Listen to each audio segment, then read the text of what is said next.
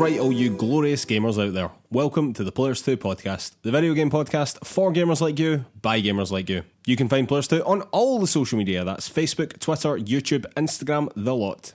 You can also find our written content over at PlayersToo.com, that's PLAYERSTOO.com. And if you could take 5 seconds to give us 5 stars on Apple Podcasts or wherever you get your podcasts, it all helps us out. It all does a huge amount for the exposure of the show, and thank you so much to anyone that's already done that for us. While you're over there, if you could also leave us a review as well, that would help us out so much. And again, thank you so much to anyone that's already done that for us. You are a legend to us. Alright, and on with the show. My name is Mark Henderson. With me, as always, Mr. Lewis Camley. How's it going, Lewis? Not too bad at all, Mark. Good to see you again. Yep, still here in my lockdown cupboard. Lockdown cupboard? Yeah, it continues in Scotland for at least another 3 weeks, so there's more cupboard content coming your way, Mark. How have you been getting on? Yeah, I've been fine, man. Still trying to discover why I have so little time for video gaming these days, despite the lockdown. Once again, some of us are not lucky enough to have been furloughed. However, I have managed to play more Final Fantasy VII this week, which I'm very excited about. Yeah, I'm not going to watter on about it too much more. It is superb. I will say it again. If you've never played a Final Fantasy game, this is a superb one to get stuck into. If it tickles your fancy at all, I'm sure that you would love this game. And if you have played the original Final Fantasy VII, I don't know why you've not played this yet, because it is an incredible remake filled with such fantastic nostalgia that is just bolstered by all this additional content that you get throughout the game. It's just great. I just love it. Battle system continuing to be amazing. But what have you been playing, Liz? Because the people are fed up hearing me witter on about Final Fantasy VII. Not at all. I'm still desperate to know, you keep mentioning how the nostalgia's there and the battle systems and stuff are there. And you can't tell me because I haven't played it yet, but I just really want to know when those moments come where it really diverges from the original, or where it really adds something fresh and interesting and exciting, or develops those characters. So yeah, don't tell me anything because I don't want to know firsthand. I want to explore it myself. But have you encountered much yet without giving away any details? Yeah, you encounter it here and there. Yes, you certainly do. I would say that a lot of that tends to come in the form of side content. You know what I mean? Whereas the original story is kind of kept, so far as I've played anyway, relatively true, which is quite nice. So it's like giving you additional content, additional side content with characters that you originally didn't spend a lot of time with, or new characters entirely for this game that just fill out the world, It just feels more alive. It feels more like a current gen game than it does feel like a remake of an old PlayStation game. You know what I mean? It feels super good though, man. All the content that I've played, I've enjoyed to varying extents. But as long as you get to use that battle system, who the fuck cares? It's great. Yeah, total evangelist for that system. It's fantastic. It's one of the most innovative, one of the ones that works the best that I've come across in quite a while. It marries two things together just very nicely, and I hope that they continue to use it basically in Final Fantasy games going forward. I know that they were trying to get away from the menu-driven combat for quite a long period of time, but in actual fact there was so much of the heart and the soul of what the game was, you know what I mean, that it's just nice for it to be added in again in some capacity, just so that you have that constant tie there, you know what I mean, but you still obviously have the action-focused Devil May Cry-esque kind of combat, you know what I mean. It's just great. I just love it, man. I just love it. Good stuff. Anyway, what have you been playing? Talking of turn-based battle systems, I've been playing XCOM Chimera Squad for the last couple of days. Yeah, so we talked about this when it got announced. It was announced and then quite quickly released towards the end of April, and I got it then because they had that great half-price deal. I didn't actually necessarily think I would start playing it right now, but it's funny that you mentioned the expansive time that furlough gives, because I thought that would mean I had loads of time as well. But when it's come to a point of having to start a new game, same as starting a new book or anything just now, I find it really difficult because it feels like a much bigger commitment than it does when you've got so much else going on in your life and it's one of the things that you slot in. But suddenly gaming feels like the big totem of my day, or it can be at times. Yeah, so I just kind of plumped for XCOM Chimera Squad. I thought I'll give it a go, and I'm really glad that I did so far. I'm only a few hours in. If you've played I know you've played XCOM 2 before. I've played a bit of XCOM 2 before, and it certainly starts slowly, Chimera Squad, in the same way that XCOM 2 did, because it just dumps a hell of a lot of systems information on you at the beginning.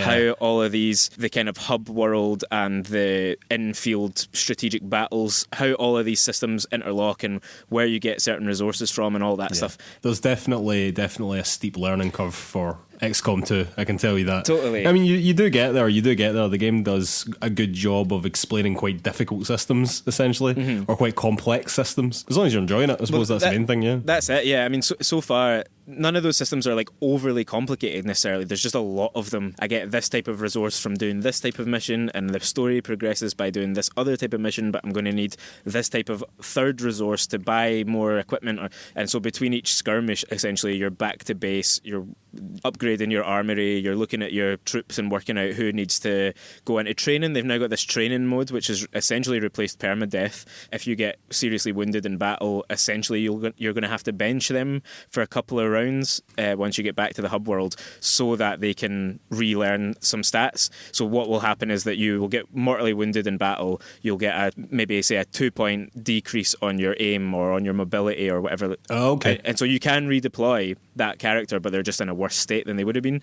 There's this, essentially this training system where you can send them off.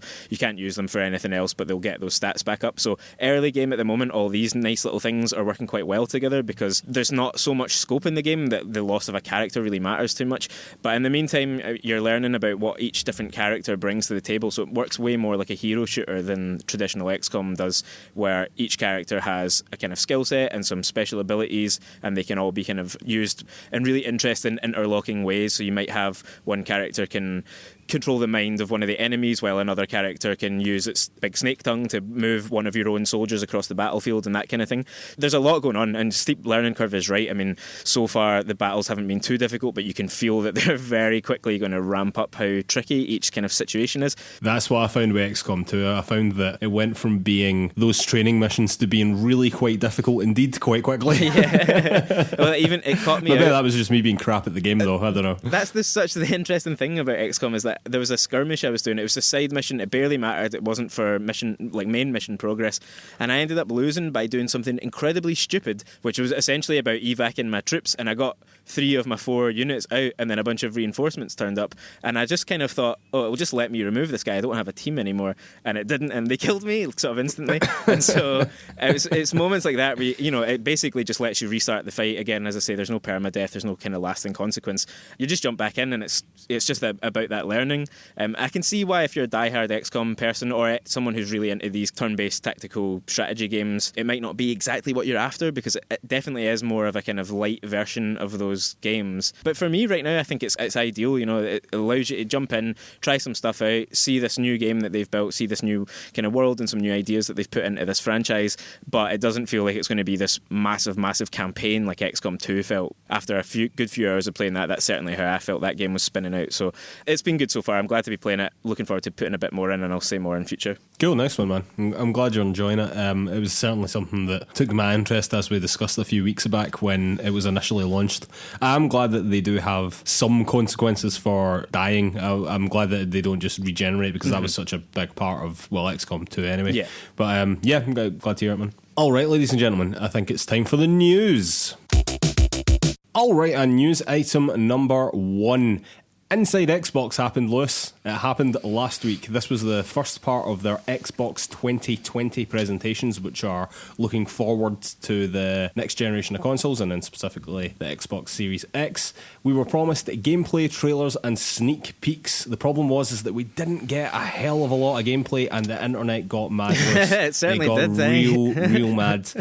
It was also argued that a lot of these games that were shown off during the Inside Xbox, and there was a fair amount of them, to be fair to Xbox, but a lot of them weren't really showing off what a next-gen console could be. A lot of them could arguably be seen on the PlayStation and the Xbox One quite comfortably, I would have thought. So as I said, there was some blowback because of this, and to the point that Xbox actually apologised in a reply to a tweet that was actually defending them. So Xbox's Arne Greenberg said this on Twitter. Had we not said anything and just shown May Inside Xbox show like we did last month, I suspect reactions might have been different. Clearly, we set some wrong expectations, and that's on us. We appreciate all the feedback and can assure you we will take it all in and learn as a team. Yeah, which is not a great statement to have to make immediately after you're supposed to be doing a big blowout of your new games and your new console, you know what I mean? Well, on that, Mark, last week when we discussed the kind of launch of Xbox 2020, 2020, you used the word genius to describe what Xbox were doing so far. How do you feel about that statement now? You utter bastard. Well, I still think that the general Xbox rollout of the Series X has been up to now better than what PlayStation have been doing. However, this particular moment was not a genius one.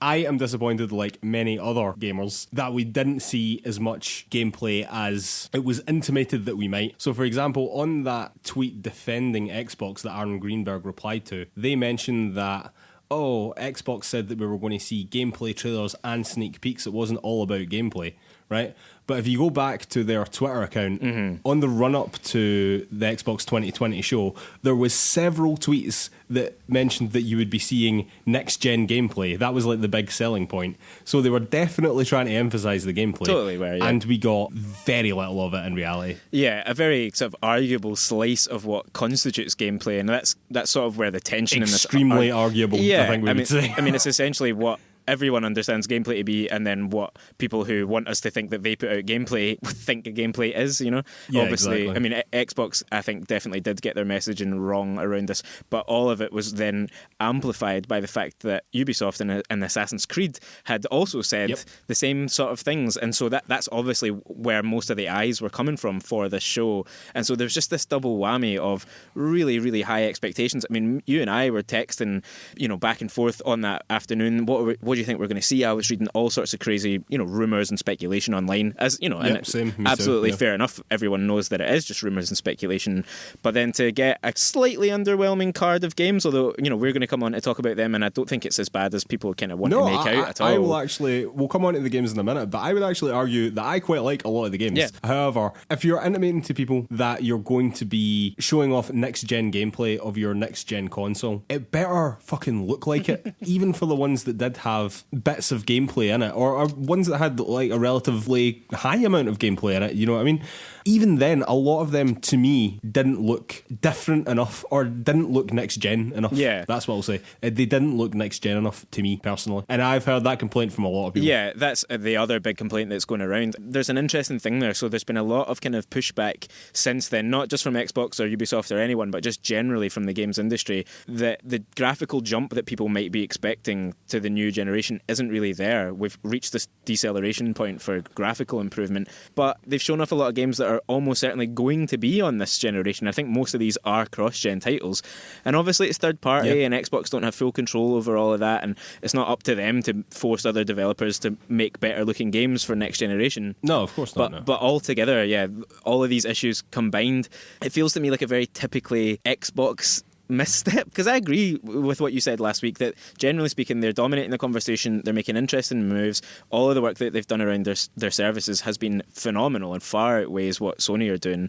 but time and again they come to these moments and they stumble and they allow the internet to kind of laugh at them or get angry at them, and it just colours the conversation, and maybe it's coloured the conversation about these specific games as well. Yeah, well, speaking of being available on this current console, another big emphasis of Microsoft's during this inside Xbox was their smart delivery, was the fact that you would be able to buy a game on the Xbox One and get a free full upgrade to the Series X version when it came along. Which, to be fair, a lot of these games announced did have, which was good to see, because I like that system that they have in place for that. I think that's great. However, one of the games that was announced was Madden 21, which caused a bit of confusion, I would say, initially, because after the Inside Xbox, EA put out a press release of sorts that said that the free upgrade from Xbox One to Xbox Series X was time limited. So their statement said, to receive the offer, players must purchase Madden NFL 21 on Xbox One by December the 31st, 2020, so by Christmas of this year, and upgrade to an Xbox Series X by March the 31st, 2021. So then from Christmas, you basically have 3 months to buy an Xbox Series X. I mean, kind of fair enough, but that took a bit of the shine off of it, because I think a lot of people were thinking, oh, well, are all of these timed? But in actual fact, it turned out that particular free upgrade of Man 21 won't be coming through Xbox. That won't be coming through Xbox's smart delivery system. That's just a thing that EA are doing separately, you know? Yeah, not helpful for Xbox that the messaging got a bit mixed. Yeah, because that's such a big thing that they were leaning on here. Almost every trailer here started off with world premiere, smart delivery, and Game Pass, you know? It was, But yeah, it just allowed a mixed message to come out there about a service which isn't overly well understood at the moment. I think it's fair to say about smart delivery anyway, exactly what that will deliver for people. So it's interesting to think what EA are doing there. Why are they doing it separately? Is that maybe it's just going to be easier if you're working with both platforms to do it in-house if you're a major publisher like EA? It very well might be. It very well might be just because of the time thing, is that they want to be in control of that. They just want to determine when, no, this is the cut-off and someone else has to buy our game now, as opposed to through Xbox, which, so far as we are currently aware, means that if you buy on the Xbox One, then you will indefinitely be able to upgrade to an Xbox Series X version. There's no information to the contrary to that just now, you know. If it was coming through smart delivery, you mean? If it was coming through smart delivery. But obviously EA want to control that slightly differently. Exactly. And I think that if you are a big publisher, then kind of fair enough if you want to do it yourself. But I think that it's good nonetheless that they're making the option available to people who would buy the new Madden. I'm sure that this will come to the new FIFA as well, without a shadow of a doubt. Almost certainly with the exact same time restrictions on it, because that would mean that you would be buying the new FIFA for a relatively short period of time. A lot of people will then be getting the new consoles at Christmas, and then effectively you would then need to rebuy the game. Yep. So I understand this from EA's point of view, because to me it still seems a bit mad that these games would be available indefinitely anyway for a free upgrade. But look, as long as they're doing it, I think that's a tick in the win column overall. That's important to say. Like, the fact that they are doing it, they're supporting something similar to smart delivery is great. It's very easy to bash EA all the time, but they do have to make decisions like this. They have to understand what their gamers are going to want. The other thing, though, with Madden and FIFA and that is that they're annualized games and their value plummets after a certain amount of time. So I wouldn't be stunned to just see that time frame gets extended, because there's not going to be a lot of people buying it for 1X come April next year. The kind of window for these games is fairly short in a sense, because people want it kind of right away, and then obviously the systems thereafter carry it. But it'll be interesting to see if EA stick with those kind of numbers for me. Yeah, well, indeed. I definitely get what you're saying about the annualised games as well. And speaking of the games, Lewis, news item number 2, or news item 1.5, depending on how you want to count this, is the games from the Inside Xbox. So these are the next-gen games that were unveiled. We're just going to run down them fairly quickly. So the first one that was shown off was a first-person action-adventure game by PlayersToo called Bright Memory Infinite. We saw the use of guns, and we saw the use of melee, we saw the use of wall runs and grappling hooks to move around. Despite being first person, the movement looked quite fluid.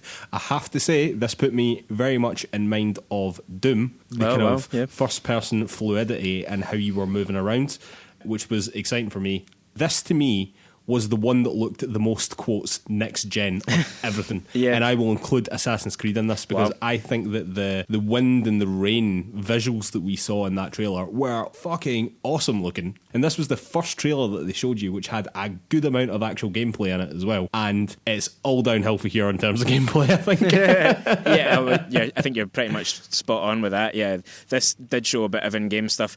I wasn't as excited about it. I'm never as excited about first-person shooters. But it's really interesting that you're saying that this looked like the most next-gen one, because they said that this was essentially built up by one person, built from the ground right? up by one guy, apparently, yeah, which is remarkable. I don't know who that one man is. I would love to meet him. He's done an incredible job for that trailer anyway, I can tell you that.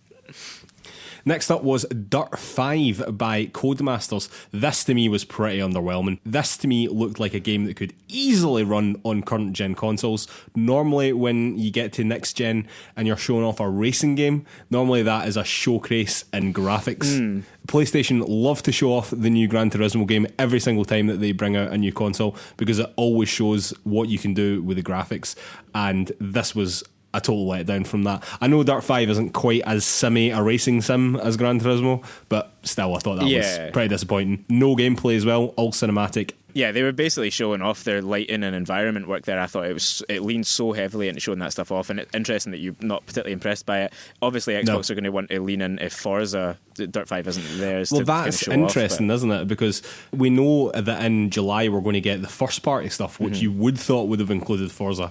I don't know, I just thought that it was a bit disappointing that this was the first racing game that we've seen on it. Something that you're expecting to be a graphical showcase, though, you know what I mean? And it just fell totally flat to me. The next game up was a game called Scorn by Ebb Games. Described as an atmospheric first-person horror adventure game, it looked very H.R. Geiger / Alien. Yeah, totally. It was clearly very inspired by that. Everything looked weirdly organic in the way that it does in Alien. I thought this looked quite interesting, actually. I thought this looked pretty good.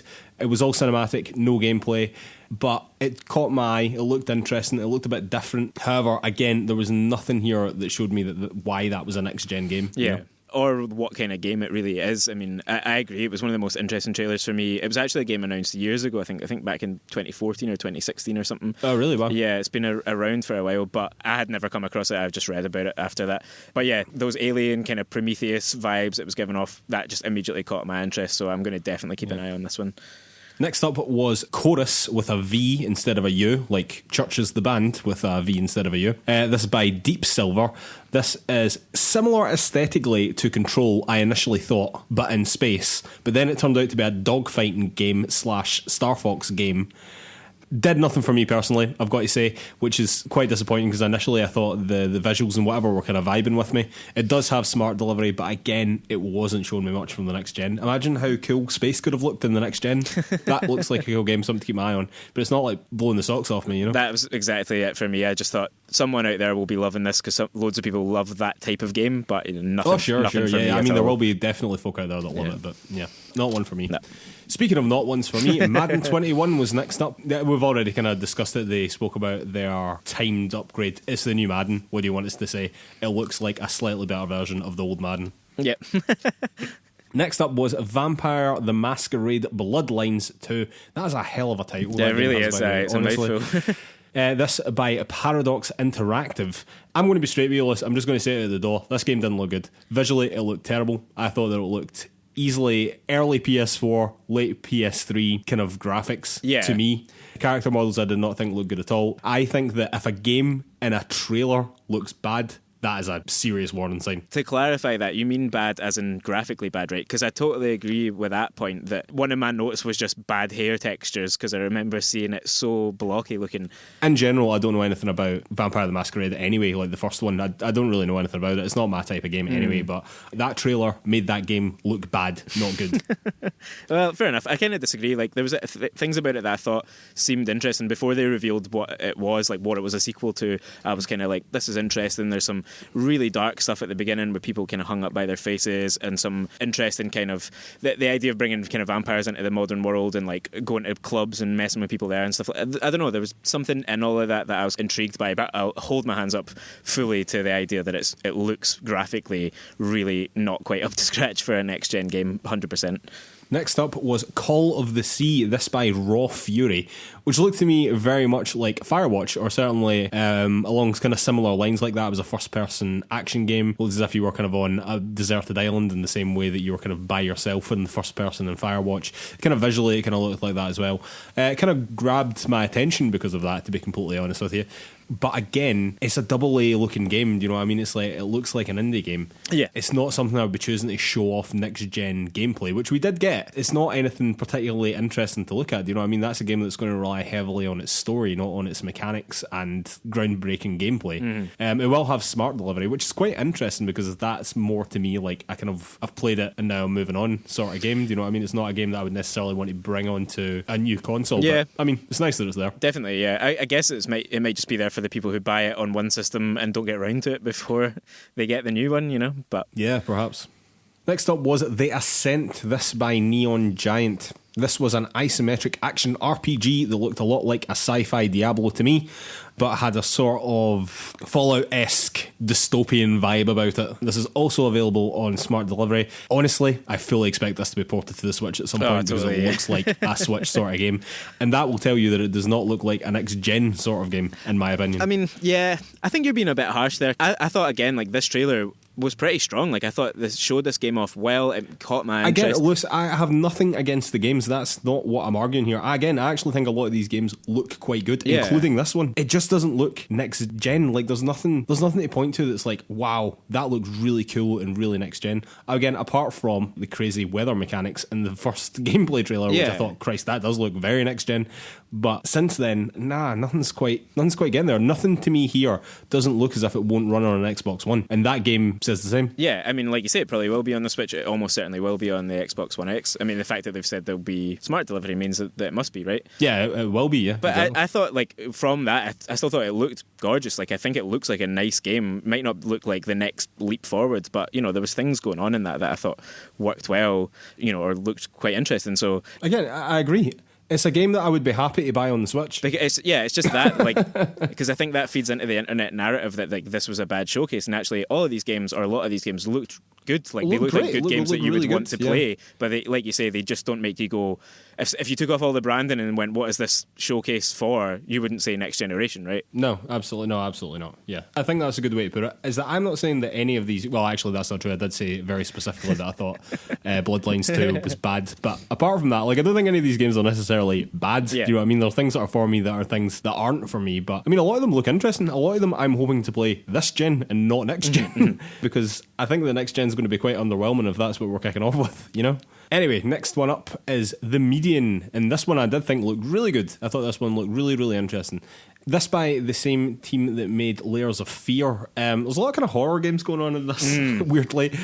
And this is a psychological horror game which sees you living between the real world and the spirit world. Yeah, I think that you can essentially switch between the two dimensions, so to speak, during gameplay. They said in an interview after the showcase that what you were seeing in that trailer was in-game, so like the switch between real world and spirit world, or whatever we're calling it, that was gameplay, essentially, or in-engine, so it looked gorgeous from that perspective, yeah. Yeah, it was in-engine. We're going towards the Xbox definition of gameplay, though. It wasn't gameplay. Another interesting fact about this is that the music will be composed by two of the guys that did the Silent Hill series, which is awesome. And right then there was a couple of H.P. Lovecraft-esque monsters in the skyline. So it's that sort of game. Yeah. I thought it looked quite good, personally. Yeah, me too, yeah. Next up was Scarlet Nexus, this by Bandai Namco. It was highly stylized, anime as all fuck, action RPG, very much in the vein of Devil May Cry and Bayonetta and things like that. Looked like a very Platinum Games game, but made by Bandai Namco. I thought this looked quite good, but that's because I like anime-ass shit. But again, it's not something I would particularly choosing to show off next-gen gameplay. You know what I mean? It was very cartoony, it looked like an anime.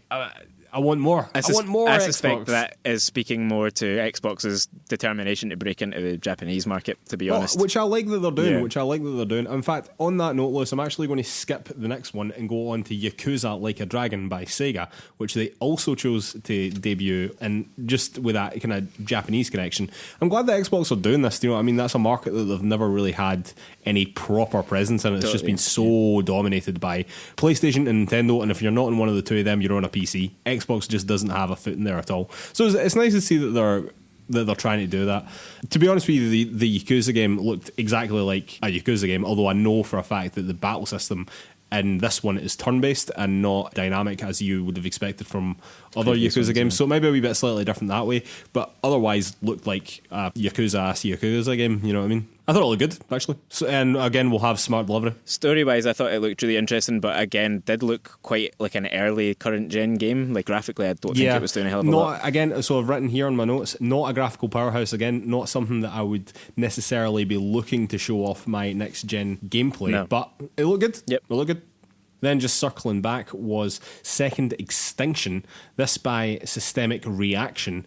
I thought this game looked like Turok or Dino Crisis because it sees you fighting hordes of dinosaurs. Yeah. I kind of thought we'd moved on from dinosaurs as the enemy in video games. Well, certainly, here we go. As the only enemy, like that kind of main note I left for myself having watched that one was just like, I hope there's more to it than this. It literally just seemed like a wave shooter, you know? Well, yeah, it's a 3-person co-op FPS. I don't know what else that will entail. Presumably we'll have some sort of objectives. They were emphasising the fact that teamwork was very important.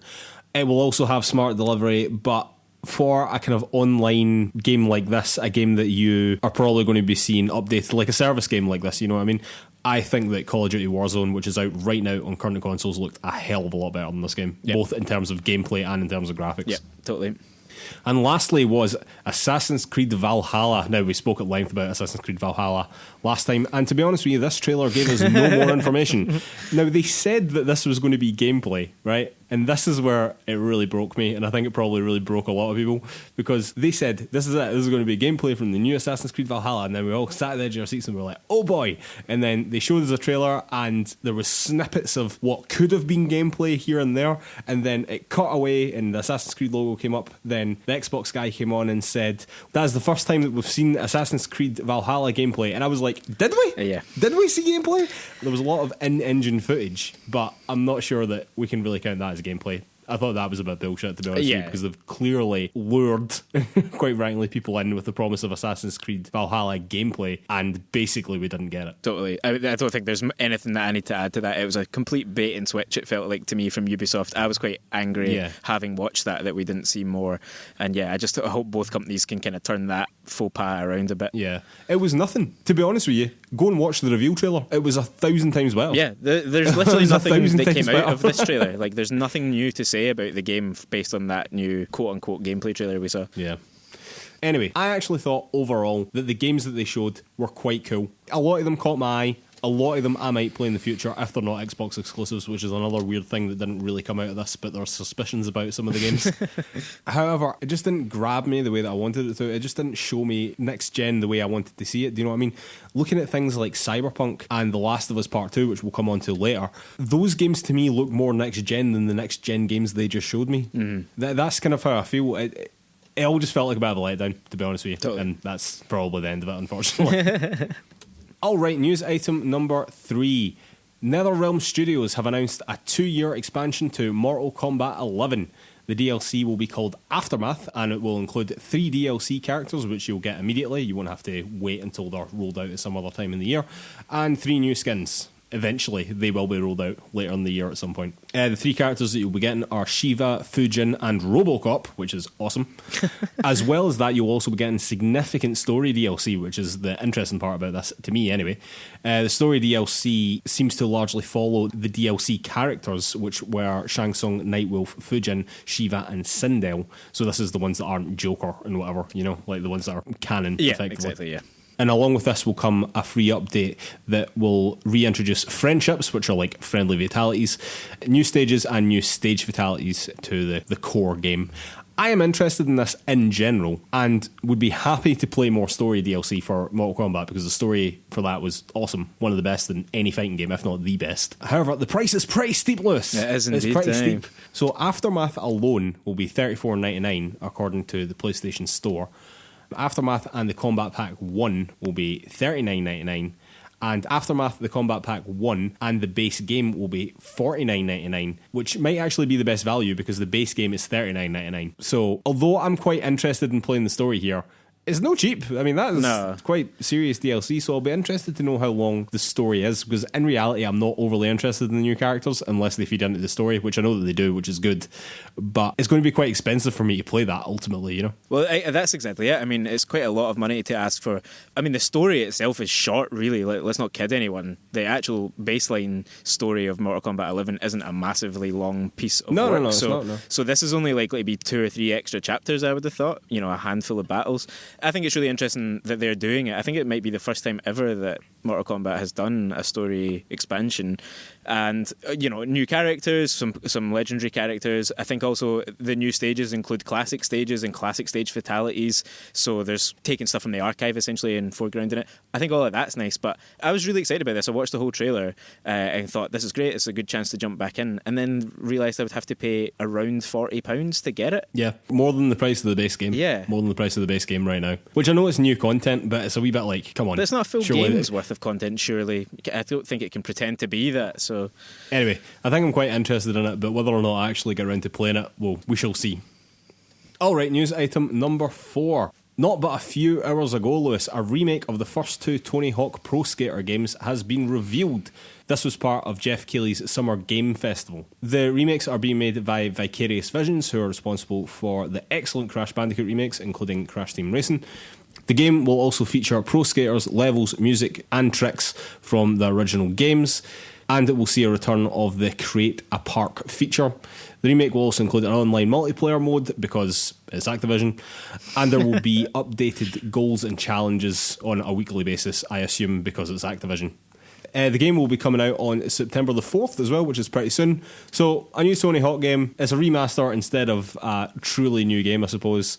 Yeah, kind of good for fans. What are your thoughts? Exactly that. Great for fans. This is essentially a kind of best-of compilation of the first two games by the sounds of it. Well, apparently it is really the full two games. Oh, it is literally both games. I thought they had said that it was just bits from each of them, but that's great. And I think they even took one of the tricks from the third game that really improved the quality of play and stuff like that. So it's a really nice thing for fans. You're kind of being a little bit facetious there about the online stuff, but I think that'll play out really well. You know, if you're a fan I'm sure it will for fans. I mean, I would never pass up the opportunity to make fun of Activision, but well, exactly. The online thing is it's definitely good. It was great for CTR. Yeah. I played it online a few times. I imagine it'll be like that. The grinding was rough in that game, so I hope that they don't Activision that too much. But the actual fact that you can play on that online is great. Yeah, I think that's the thing. If they don't Activision it up too much, the idea of people who played Tony Hawk's religiously 10, 15 years ago all getting together online and playing it now and just dicking around and having fun with it, I think that's really cool, and a lot of people it's really cool. It's really cool. All right, and finishing off as we always do with a couple of shout-outs. Shout-out number 1. We said we'd mention The Last of Us, and here we are. They released a story trailer this week. And quite frankly, it looked absolutely incredible. I would argue that it looked better than any game shown in the Xbox showcase. Graphically, quite comfortably. Absolutely, yeah, without a shadow of a doubt. Both in terms of graphics and in terms of gameplay and story and just making a good trailer. yeah. All of those things, yeah. An extremely intense, dark trailer just immediately put me in the mood for getting stuck in with this new game. What are we now? About a month away? It's coming, man. It's happening. I know. It's exciting stuff, man. PlayStation also announced today, interestingly, that on Thursday, which will be the day that this podcast comes out, so if you're listening to this on the day, there will be a state of play for Ghost of Tsushima as well, which I am very much looking forward to, and I'm sure we'll talk about next week. Alright, shout out number 2, and sticking with PlayStation have announced a rebranding of their development studios, all of which will fall under the umbrella of PlayStation Studios, which is nice and simple and to the point and much better than SIE Studios, which is difficult to say. They also released a little animation as well for like the start of a game, presumably, like that you would see as you start up a game. Yeah, it looks kind of very inspired by Marvel Studios, I've got to say. Xbox did a similar thing last year, and they changed it from Microsoft Gaming Studios or something like that to Xbox Game Studios. So I like that Xbox took the Xbox brand and Sony took the PlayStation brand and just made that the Game Studios rather than Sony and Microsoft, you know. Like I said, I think it's better than SIE, so thumbs up. Definitely is. Do you think this is a move towards PC publishing, Mark? Ooh, never really thought about that. Potentially, I mean, I don't think PlayStation ever had a problem doing that under their SIE logo. But maybe it's part of that. I know that that's something that PlayStation have kind of been trying to get involved more with recently. So maybe it is just part of that whole thing. And speaking of SIE, it's even more PlayStation. We didn't mention it in the news. It's all coming now. Iron Man VR will be released on July the 3rd after it had been postponed. It was supposed to come out on May the 29th, but was delayed due to the coronavirus.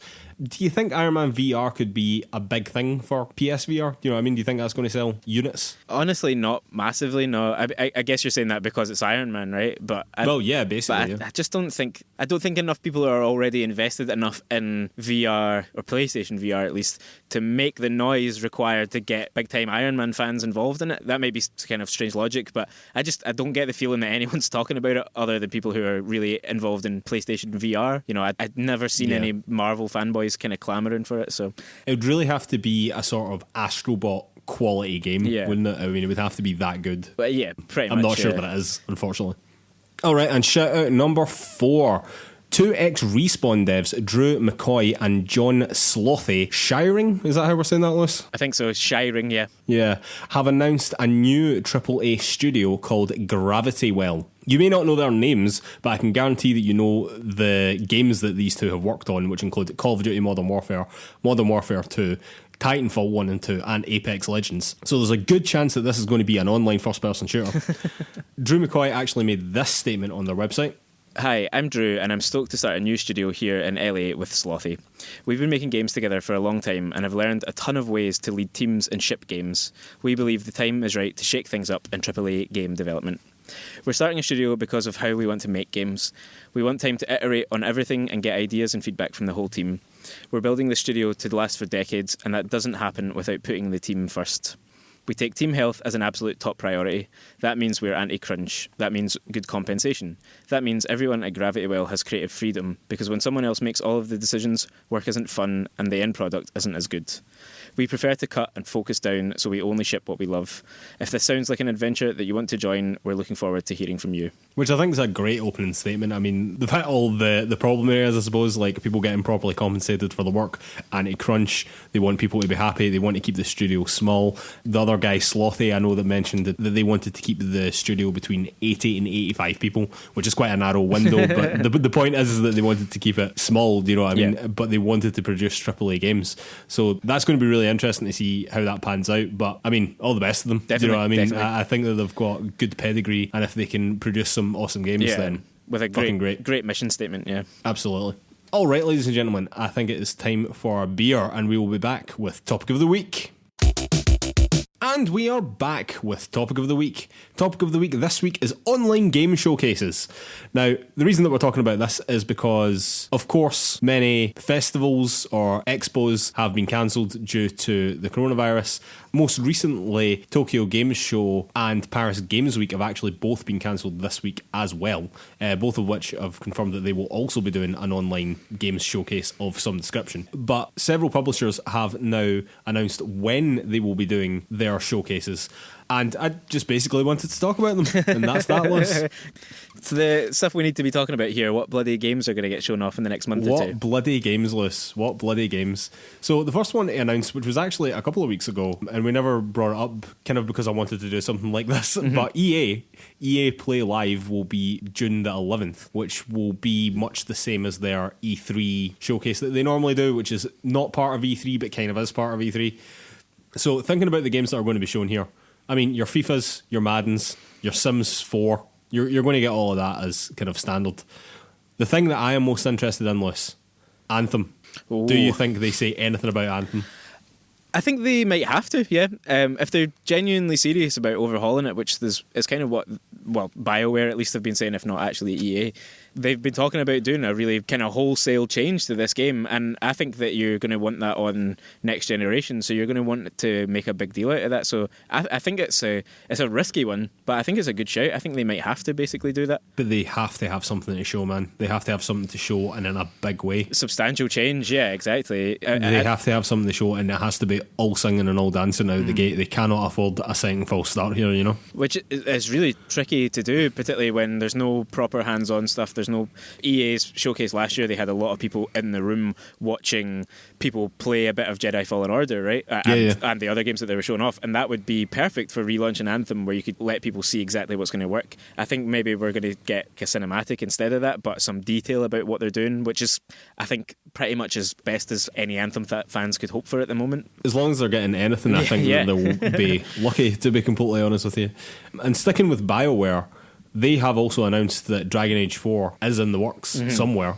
Do you think we see anything from that this year? I would love to, because we got that little teaser. Was it E3 last year we got that? No, it was at the Game Awards. That's right, not last year, but the year before. Oh, well, if it's as far back as that, God, I felt like that was just last year that we saw that. Then maybe something. I don't feel like that game is going to be anywhere close to being ready, given what they did show us that last time. I mean, we basically got a logo, more or less, if I remember it was just a logo. There was nothing to show beyond the logo, I don't believe. Yeah. It was more just a thing at the time, and you need to remember how bad a year that was for BioWare when Anthem came out as well.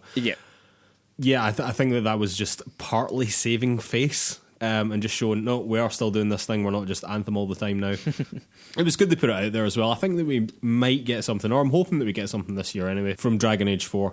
The other BioWare thing, of course, Lewis, the eternally wanted Mass Effect trilogy. Indeed, eternally wanted, yeah. There's been so many rumours in the last week or two just about this specific thing, and that we might be getting a remaster of that trilogy. I feel like it's a good move for EA. If this was something that they remastered and made it a launch title for the new generation, I think that is one of those things that will perfectly bridge the gap between the generations, because there's so many people who want to play it again, so many people who never got around to playing it before. It's a game and a franchise everyone trusts.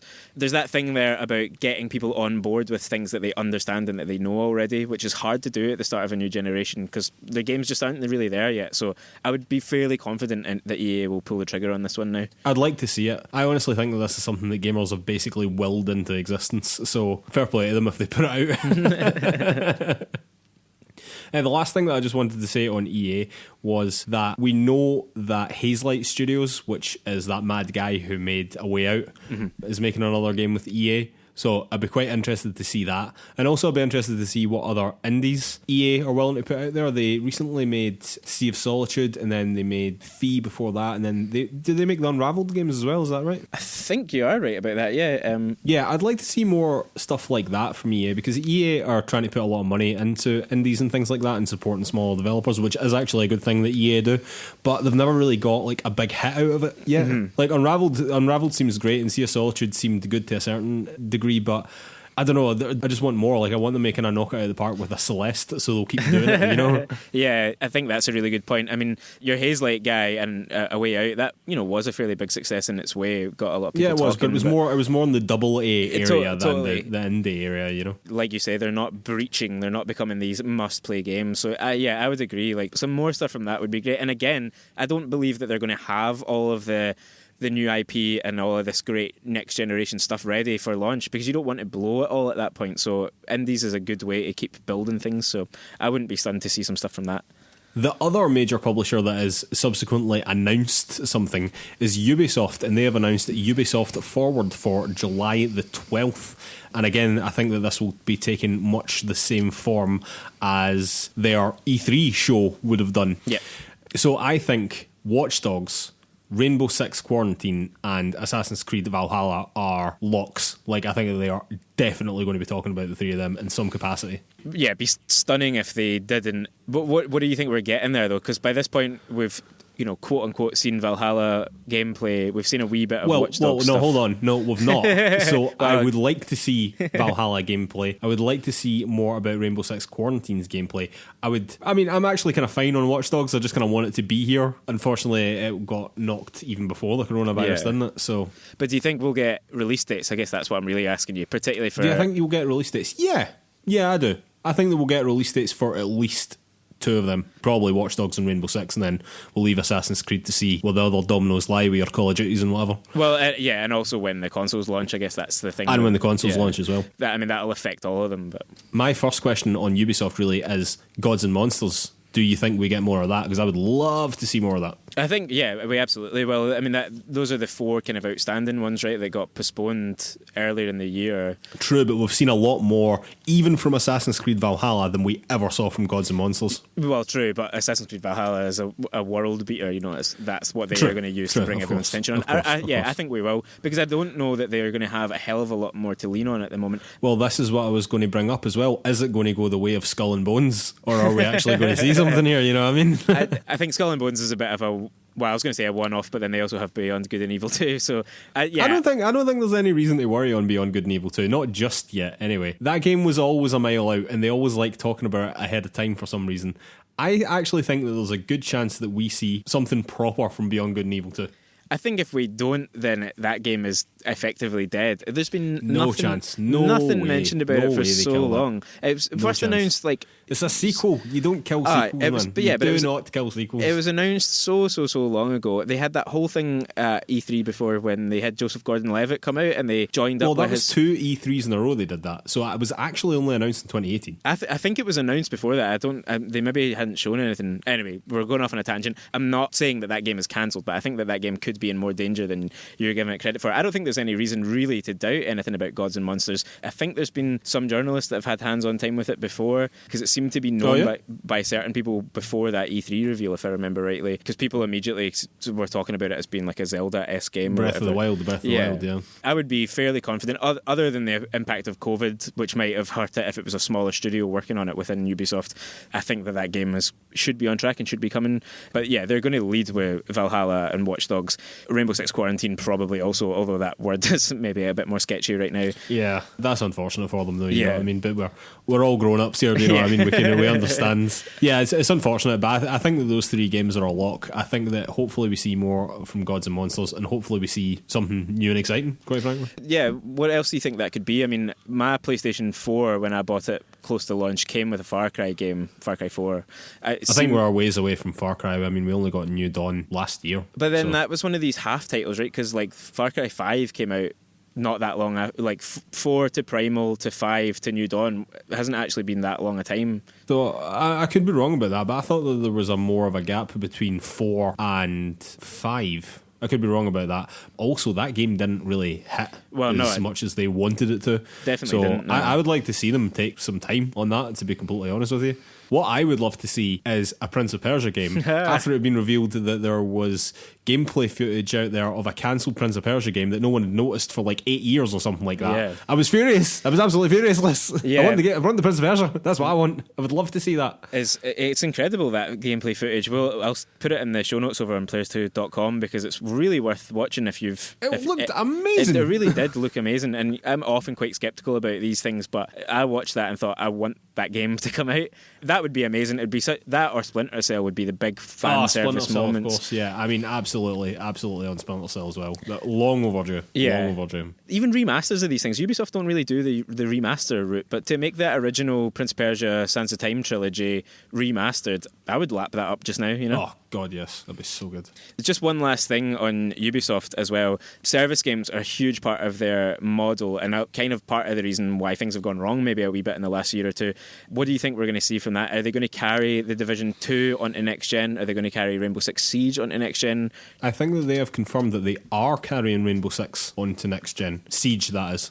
Which I think will make a lot of people happy. I mean, that game still has a great community. I've still got a group of friends that play it fairly regularly, unbelievably. Yeah. The Division, not so much. I think that has seen its last DLC. I am not sure how much more effort that they will be putting into that on the next gen console, because unfortunately it didn't quite land with the impact that Ubisoft wanted, despite the fact that the game did well, and it did critically well as well, and people enjoyed it. But I just don't think, basically, I don't think it moved the units that they wanted it to. Not at all, and people seem to fall off it quite quickly. So yeah, I'd be fairly surprised if they kept that going as well. The last showcase that I really wanted to mention was the Guerrilla Collective. Now, this I'm sure is something that you've never heard of, and neither did I, but this is going to be a 3-day event as part of IGN's Summer of Gaming, not to be confused with Jeff Keighley's Games Fest. These are so difficult to say back to back. However, this will be a 3-day event held from June the 6th to June the 8th, and it will focus on indie games and indie publishers and smaller teams making amazing games. And I was over the moon when I heard about this. I thought that this was fantastic. Just to give you an idea of some of the studios that are going to be involved, Larian Studios is confirmed to be involved, who are making Baldur's Gate 3, but also had previously made Divinity Original Sin in the past. Thunderfall, who had made the SteamWorld games, Zaum, who recently made Disco Elysium, and Rebellion, who made Sniper Elite. So it's that kind of caliber of developer that's going to be there. Basically, Lewis, what do you want to hear from this? Because unless it's Hollow Knight Silksong, you're wrong. Is the studio involved that we know at the moment, at least? No, it's not, which is disappointing. But still. Are you just going to mention it for any show that it could potentially turn up in? Absolutely. I mean, if in the next 3 months I don't hear anything about Hollow Knight Silksong, I'm going to be very, very sad. Yeah, I mean, I concur with that. Yeah, like that would be amazing to see. That's obviously one of the kind of higher end indie games that people are expecting. But yeah, until we know that studio or the publisher or whatever is involved, it's going to be... might be a long summer for you, Mark, I'm afraid to say. First of all, the thing that excites me is Zaum, the Disco Elysium developers. They're involved. That says to me console port is more or less coming, right? Well, I would hope so. I know that it's just been confirmed that it's coming to Mac, which is quite interesting to me because I use a Mac most of the time, which is usually garbage for gaming. However, I did say that I would wait for a console, and I probably will wait for a console. So if it is coming out on console, particularly the Switch, anytime soon, then I will be all over that. I can't help but think that they're going to shadow drop it that weekend of those reveals. That would be amazing. Yeah. I would be incredibly happy with that. Because they, alongside the Mac update that you just mentioned as well, they've put out this working class update, I think they called it, which was essentially means it can now run on really pretty old spec computers. I think there was a whole bunch of bug fixes as well that came with that. I think it was quite a major update for them. Yeah, but that's right. The fact that it can now play on something as old as a 2008 Mac, which is one of the things I saw about it, suggests that it's ready to be played on a PS4. So it's, come on, it's got to be time. What about you? Anything you're particularly excited for beyond your dream of Silksong? Beyond my dream of Silksong? Well, I'm interested in Baldur's Gate 3, to be honest with you, purely because it's Larian Studios, and I was really, really interested in Divinity Original Sin 2 that I never really got round to playing, unfortunately. It's a bit of an epic, and I would need a lot of time to put into it as well. For sure. However, we don't really know a great deal about Baldur's Gate 3, apart from that pretty amazing trailer that we saw. Was that an E3? Was that an E3 last year? Maybe everything feels like E3 now. Everything just feels like E3 last year. Anyway, it was last year at some point, I'm sure, that we seen the Baldur's Gate 3 trailer. It was all cinematic at the time, but it looked amazing. But I know that those guys are a top studio, so if they're making it, basically, I'm interested. Yeah. You know what I mean? I watched the fair chunk of gameplay from it. A couple of months ago, there was a few features around it, and they did this amazing show off of gameplay where the developers were playing it live, and it all went totally wrong, and they died several times on really easy skirmishes. All of that really caught my attention because, like you say, huge investment of time that these games require. But if they were to say that Baldur's Gate 3 was coming to console and put a date on that, I would be suddenly very interested in it, particularly given how well they did with Divinity Original Sin. Like, it's one of the games of the generation, or Divinity Original Sin 2 is, at least. Definitely. I mean, I know a lot of people absolutely love that game. The only other one that really jumps out to me, just kind of scanning through the list here, is Versus Evil, who are responsible for the Banner Saga and Pillars of Eternity, which of course took the world by storm to a certain extent. Pillars of Eternity was all over the place. So I'll be really interested to see what they do next as well, if it is something new and it's not just Pillars of Eternity coming somewhere else. You know what I mean? The thing is that you can get your expectations quite high for these things, and it can be a relatively low level announcement from some of these studios. But yeah, I mean, I'm really interested to see what they do next. I think that point you made there about the expectations is really key, because a lot of this, particularly for this Guerrilla Collective showcase, could easily be this 2-year-old Steam game is now coming to Switch. You know, there could be quite a lot of that. So people shouldn't get overly kind of hyped about it right now, I don't think. I think it's really amazing that a bunch of studios in this situation, given the cancellation of all these shows, particularly E3, they just club together and they're making their own thing happen, and that's so good to see that some of those games won't slip through the cracks. You know, it's great to see the kind of the power of the industry that way, and the way that the fact that everyone in the industry is so interconnected kind of comes good every now and again in situations like this. You know what I mean? Yeah, so I mean, I'll definitely be looking into this whenever it happens. Although, like you said, there might be a lot of situations where, it's a 2-year-old Steam game's coming to you mobile and no one cares. Do you know what I mean? Yeah. If they're putting this on, they will have some big hitting announcements in here as well, which I'm very, very excited to hear about. All right, ladies and gentlemen, I think we will call it a day there. I'd like to remind everyone that you can find PlayersToo on all the social media. That's Facebook, Twitter, YouTube, Instagram, the lot. You can also find our written content over at PlayersToo.com. That's PlayerStoo.com. And if you could take 5 seconds to give us 5 stars over on Apple Podcasts, that really, really helps us out, or anywhere that you get your podcasts. And wherever you're giving us 5 stars, if you could also leave us a little review as well, that really, really helps us out. Again, it does a huge amount for the exposure of the show. And thank you so much to anyone that's already done that for us. You're an absolute legend. It really, really does help us out. Thank you so much. I'd like to remind everyone that our play-along game for this month is Thomas Was Alone by Mike Bithell. I've not started playing it yet, however, I have downloaded it. So we're halfway there, Liz. We're halfway there. The first step. I've not even bought it yet, so you're beating me at the moment. Oh, well, there you go. Well, I've bought it and I've downloaded it. There you go.